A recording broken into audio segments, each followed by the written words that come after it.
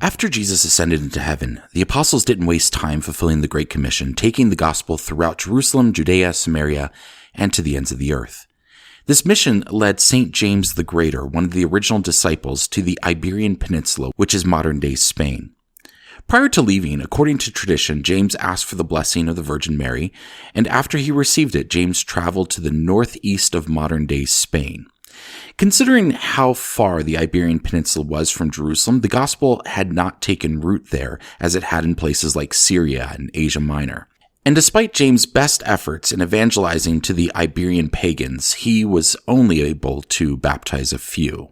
James traveled along the northern coast of modern-day Spain all the way to the far northwestern region known today as Galicia, and then he made his way back across the country having very little success.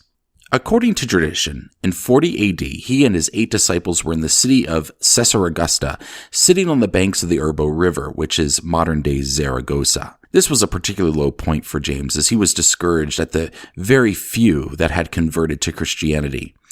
Suddenly, thousands of angels appeared carrying the Blessed Virgin Mary. Mary appeared to be holding the baby Jesus in her arms and was lowered onto a pillar made of jasper. There she comforted and encouraged James, requesting that he and his followers build a church on the site. She promised that, quote, "It will stand from that moment until the end of time in order that God may work miracles and wonders through my intercession for all those who place themselves under my patronage," end quote. According to tradition, she left a wooden statue of her apparition behind. A church was constructed on that site around the jasper pillar, the first church dedicated to the Blessed Mother. This is believed to be the first Marian apparition and the only one that occurred while the Blessed Virgin Mary was still alive. As such, it's believed that she bilocated. That shrine has now become the immense and exquisite Cathedral of Zaragoza, where today you can see the ornately ordained wooden figure of Mary on top of the pillar of jasper. And every year on October 12th, all of Spain celebrates their patron, Our Lady of the Pillar.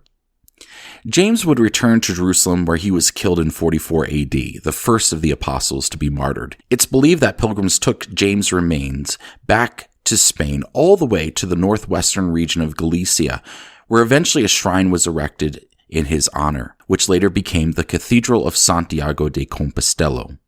Santiago, or Santiago, is the Spanish form of James' name, and every year, hundreds of thousands of pilgrims travel the Camino de Santiago, or the Way of St. James, across northern Spain to Galicia. Hi, this is Justin Hibbard, and you're listening to Why Catholic, my podcast about the what and why of Catholicism. Today, we are going to conclude our series on the Blessed Virgin Mary, and may I say that I've really enjoyed diving into the subject of the Blessed Mother. I've been so blessed to hear Catholics tell me that they constantly learn something about their own faith from this podcast, but I have to tell you that I think the person that learns the most is me. Researching these topics week in and week out and trying to articulate them in a way that's organized and helpful has benefited me and deepened my faith tremendously, especially this topic about the Virgin Mary, which was an enormous hurdle for me in becoming Catholic. And truth be told, it's an enormous hurdle for most Protestants considering Catholicism. Just as a quick recap, we began in episode 93 with some basic understandings of the Catholic approach to the Blessed Mother. For example, everything we believe about the Virgin Mary is informed by our beliefs about Jesus. And we maximize the Blessed Virgin Mary rather than the prevalent Protestant approach of minimizing her. Then in episode 94, we looked at Marian typology, specifically how the Bible informs us that Mary is the new Eve, the Ark of the New Covenant, and the Queen Mother of Heaven. Then we explored the 4 Marian dogmas: Mary as the Mother of God, Mary's perpetual virginity, Mary's immaculate conception, and Mary's assumption body and soul into heaven. Today we're going to look at the topic of Marian apparitions.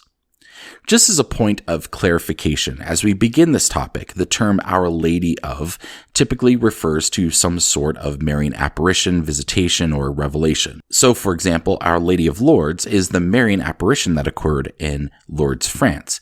In the case of Our Lady of the Pillar, it refers to the Marian apparition that occurred on the Pillar of Jasper in modern-day Zaragoza, Spain. The story of Our Lady of the Pillar has distant echoes of another Marian visitation. Our Lady of Guadalupe, which was the subject of episode 24.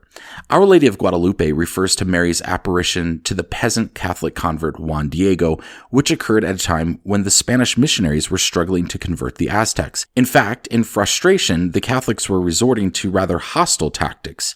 Now, lest we glamorize the Aztecs and demonize the Catholics in their westernization, the Aztecs were a brutal culture, routinely sacrificing humans, particularly children. The image of Our Lady of Guadalupe, for a variety of reasons, appealed to the Aztecs in ways that spoke to them in their culture, and afterwards, some 9 million Aztecs willingly converted to Catholicism. Likewise, there was something in the Pillar of Jasper that resonated with the citizens of the Iberian Peninsula in James' day. For this topic, I want to focus most of our time on common themes or purposes of these visitations. Were they just special apparitions, or was there an underlying purpose or purposes to these encounters?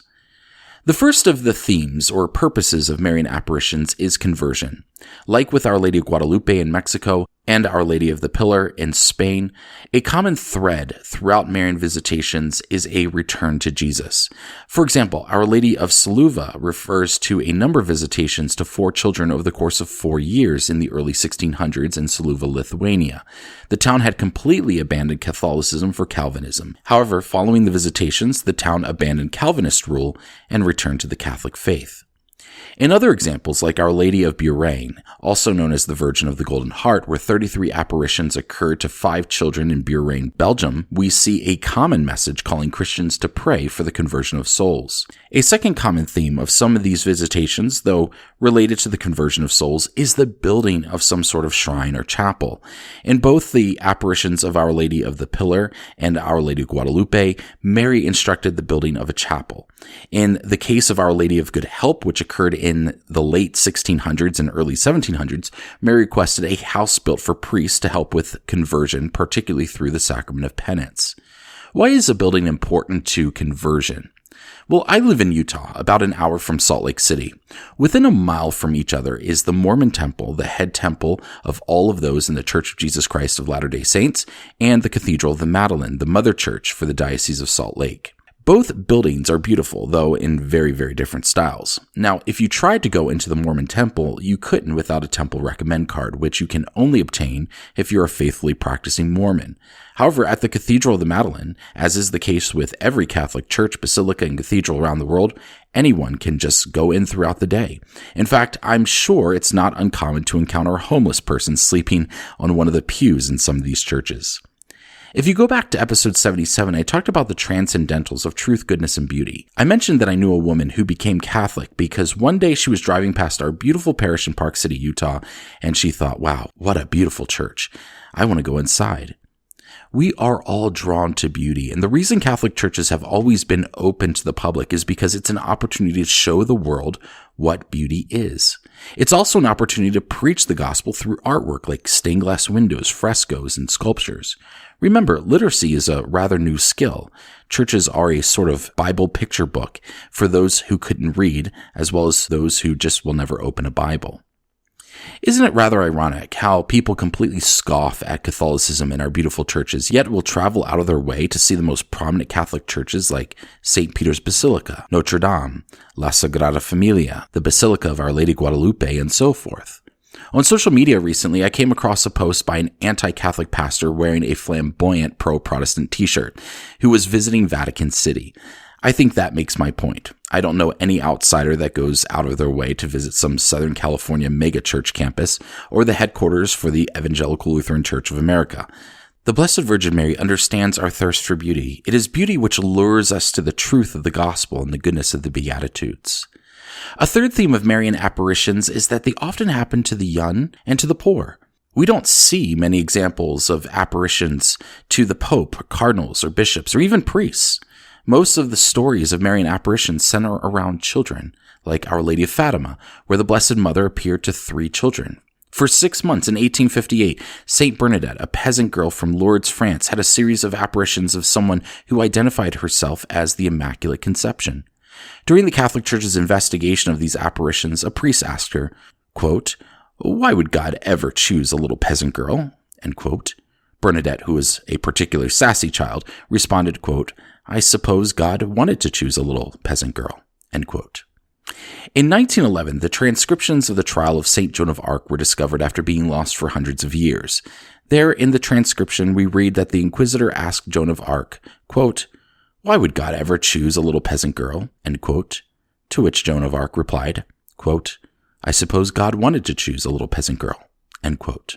So why would God choose peasants and peasant children to be the recipients of these grandiose revelations? The answer is likely because these individuals have nothing to gain. Neither do they have anything to lose by fulfilling the calling of these visions. They don't have to consider what they might lose for being ridiculed for claiming to see these visions of the Blessed Mother. These visions aren't often met with belief, but rather skepticism, and a cleric knows that the moment he claims to have these profound supernatural encounters, he will be met with church inquisitors who will try to prove them false. I'll get to why the church does this in just a minute. A peasant, on the other hand, has no clerical position or reputation to protect. They are, in a sense, the most innocent and receptive audience. And I think it's also a reminder to the church magisterium to listen to the voices of the least of these and to seriously take into account their spiritual experiences as well. St. Joan of Arc brings us to another theme of these apparitions, world conflict. The 100 Years' War between England and France was a brutal war that left Europe devastated. Joan of Arc was able to stop the war in only 1 year. In fact, the English parliamentarian Winston Churchill praised Joan of Arc, calling her, quote, "an angel of deliverance, the noblest patriot of France, the most splendid of her heroes, the most beloved of her saints, the most inspiring of all her memories, the peasant maid, the ever-shining, ever-glorious Joan of Arc," end quote. Mind you, Joan of Arc fought for the French against the English, and Churchill was English, not French. In 1871, in the midst of the Franco-Prussian War, Mary appeared to 4 children in Potmain, France. While she didn't say anything, at her feet was a banner that read, quote, "But pray, my children, God will hear you in a short time. My son allows himself to be moved by compassion," end quote. On the same day, the Prussians halted their advance into France when the Prussian commander reported that an invisible Madonna barred the way. Within a few months, a peace treaty was signed between France and Prussia. In the case of Our Lady of Fatima, the 3 children who received a series of apparitions recorded Mary as saying the following on July 13th, 1917, quote, "I want you to come on the 13th day of next month and to continue to pray the rosary every day in honor of Our Lady of the Rosary in order to obtain peace for the world and the end of the war, for she alone can help. Continue to come here every month. In October, I will tell you who I am and what I want, and I will perform a miracle so that everyone may see and believe. Sacrifice yourselves for sinners, and say often, especially when you make some sacrifice, 'Oh my Jesus, this is for love of you, for the conversion of sinners, and in reparation for the offense committed against the Immaculate Heart of Mary.'" Skipping ahead, she continued, "But if people do not stop offending God, another even worse one will begin in the reign of Pius XI. When you shall see a night illuminated by an unknown light, know that this is the great sign that God gives you, that he is going to punish the world for its many crimes by means of war, hunger, and persecution of the Church and the Holy Father. To prevent it, I shall come to ask for the consecration of Russia to my Immaculate Heart and the communion of reparation on the first Saturdays. If people attend to my requests, Russia will be converted and the world will have peace. If not, Russia will scatter her errors throughout the world, provoking wars and persecutions of the Church. The good will be martyred, the Holy Father will have much to suffer, and various nations will be destroyed. In the end, my Immaculate Heart will triumph. The Holy Father will consecrate Russia to me, it will be converted, and a certain period of peace will be granted to the world." End quote. Mind you, this occurred in 1917, towards the end of World War I. So when World War II began in 1939, many people thought that the appearances in Fatima were a prophecy of the calamity that Mary warned. However, the reference to the conversion of Russia really resonated during the Cold War, and more recently, after Russia invaded Ukraine, Pope Francis called for a special day of consecration of Russia to the Immaculate Heart of Mary, even though Popes Pius XII, Paul VI, and John Paul II had all previously consecrated Russia to the Immaculate Heart of Mary. A fifth theme of these apparitions is related to Mary's nature and position. She is the Queen Mother of Heaven. She is the Mother of the Church. She intercedes on behalf of the Church. We talked about the Queen Mother, the Gebariah, in the Jewish royal court as one of the three prominent Marian typologies. You can find a more in-depth explanation of this in episode 94 on Marian typology. I very briefly touched on these Marian apparitions in our short episode. In the future, I hope to go in depth on each approved Marian visitation on their particular feast day. But before I conclude this episode and this series, I want to make two very important points. The Church distinguishes between public and private revelation. Public revelation, as Cardinal Ratzinger noted when he was the head of the Doctrine of Faith prior to becoming Pope Benedict XVI, quote, "The term public revelation refers to the revealing action of God directed to humanity as a whole and which finds its literary expression in the two parts of the Bible, the Old and New Testaments. It is called revelation because in it God gradually made himself known to men to the point of becoming man himself in order to draw to himself the whole world and unite it with himself through his incarnate Son, Jesus Christ. It is not a matter, therefore, of merely intellectual communication, but a life-giving process in which God comes to meet man." End quote. In other words, public revelation, according to the Church, has ceased. Everything we need to know for salvation has already been revealed. So therefore, these Marian apparitions, as well as other miracles like Eucharistic miracles, which I talked about in episode 15, are considered private revelation. Private revelation may be binding on some individuals who were given a particular message for a particular time and purpose, whereas public revelation is given to all and binding to all. Let me give you an example. One day I went to Mass at the cathedral in Atlanta, Georgia. After Mass, a woman stood up in the aisle and said, "Excuse me, but the Blessed Mother Mary does not want people to receive the Eucharist in the hand, only on the tongue. She thinks it's disrespectful for people to receive Jesus in the hand." She went on and on for a few minutes and then sat down. The way she phrased it made it sound like she had some sort of Marian revelation. However, the Church has made it clear that one can receive the Eucharist on the tongue or in the hand. So not only is this a message from a random individual without ecclesiastical authority, it's a message which contradicts the teaching authority of the Church. If this were an approved revelation, it would fall under the category of a private revelation. It may be a teaching that's binding on her. She may have the personal conviction to only receive the Eucharist on the tongue, but it is not binding to the rest of the faithful. Faithful Catholics are not required to believe in private revelations, including Marian apparitions. In fact, you can be a faithful Catholic and think that these Marian apparitions are a fabrication, so as long as you don't impose that personal belief on others and require others to reject them as well. Even so, with respect to Marian apparitions, as well as other miracles, the Church neither dismisses them nor immediately affirms them. Like we saw with Eucharistic miracles, the Church scrutinizes these alleged apparitions through a meticulous inquiry process. After all, there's no shortage of people who have claimed to have seen the Virgin Mary on the bark of a tree or in a cloud formation in the sky. In fact, only a sliver of reported Marian apparitions have been approved by the Church. In the show notes, I've provided a link to an awesome resource by Ascension Press called The Ultimate Guide to Marian Apparitions. It summarizes the Vatican-approved Marian apparitions as well as Bishop-approved Marian apparitions and details the process for these approvals. I've also included a link to a wonderful lecture given by Father Benedict Groschel called Reflections on the Marian Apparitions. Let me conclude with this. As a Protestant, you couldn't convince me of a Marian apparition. Or let me put it this way. You couldn't have convinced me that a Marian apparition was actually from the Blessed Virgin Mary. I was convinced it was people seeing what they wanted to see. Or worse, it was the work of Satan to put people's focus on Mary instead of Jesus. I dismissed them altogether without understanding these supernatural events.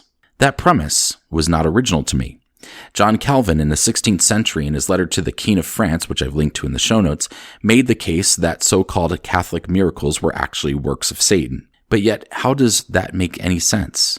While John Calvin was leading millions of people into schism, the Marian apparition, known as Our Lady of Guadalupe, led 9 million pagan Aztecs to Christianity. A Protestant might ask why. Why is it the Blessed Virgin Mary? Why does she appear? Why couldn't Jesus just do it on his own? And here's the wonder that makes Christianity so marvelous. God could absolutely do it on his own, and yet he doesn't. He uses us. Instead of just manifesting as a human being, he humbled himself and entered the world through the womb of the Virgin Mary. He entrusted his ministry to 12 ordinary men. He uses you and me today to share the gospel.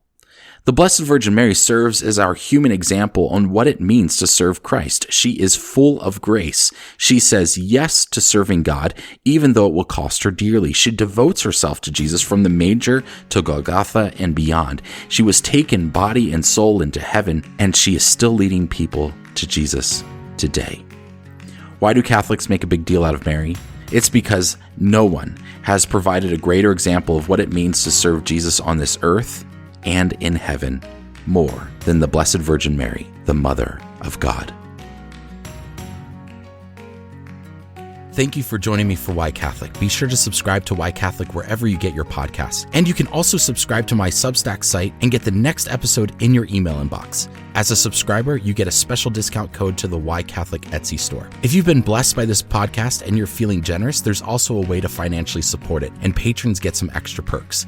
To become a free subscriber or a patron, just go to whycatholic.substack.com/subscribe. Also join me on Instagram at whycatholicpodcast, all one word. Thanks again for listening. My name is Justin Hibbard, and this is Why Catholic. God bless you.